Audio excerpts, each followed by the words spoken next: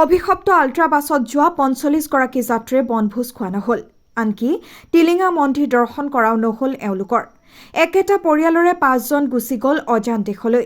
মাত্ৰ ২ ছেকেণ্ডৰ ব্যৱধানত সংঘটিত হ'ল ৰাজ্য কঁপাই যোৱা ভয়ংকৰ পথ দুৰ্ঘটনাটো। ৪৫ গৰাকী যাত্ৰীৰ ১৫ জনৰ মৃত্যু হ'ল।